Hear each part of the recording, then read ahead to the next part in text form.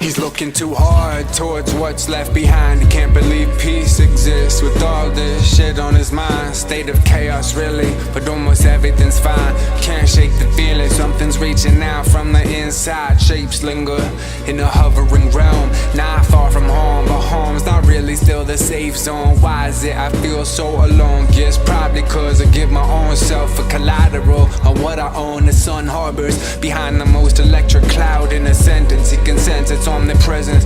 What animates his legends? He didn't have a name yet, went dressed as quintessence of what he thinks he knows of his essence. Still just lessons, cause they never lessen. Always pay for themselves with more and more questions. Some gems are semi-precious, others full of acceptance. Fuck the preface, I'm here to see it clear what the step is. They're just jealous, cause they're not attending the letters. I hold propellers lift me from the grip of pressures. I'd like to be whole, Lord show me where it enters. Make me strong as a fortress, hordes of gorgeous heartless mortals on a tour bus. Oh, they're so porous and too careless. He gives him the shirt off his back, he lacks balance. His love absorbs the horrors, his heart wants the sun. Just the moon of pewter from the future going numb. His instruments miss his fingers as they played his hero. Gravity circumnavigating carefree from the factors weighing on his factory. That activation or the dust that is ancient. Saying, are those hands taking something away, or are they giving? As long as they belong to those in his heart, he's not tripping. If being there for those he loves comes at the cost of Langolier attrition, he walked the earth a mere figment,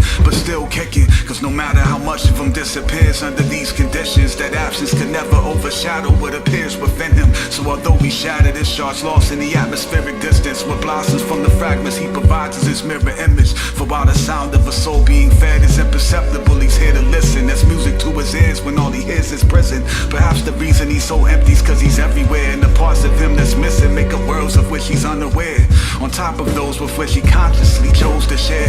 If he suffers loss for such a gain, that's more than fair. Sacrifice is how a world's repaired. Too bad the species isn't more prepared to truly care. That's why he speaks of evolution, cause genuine compassion is acutely rare. That's why he's standing there, stranded in a fugue like stare. Cause if no one else gives of themselves, then we're ultimately doomed to despair.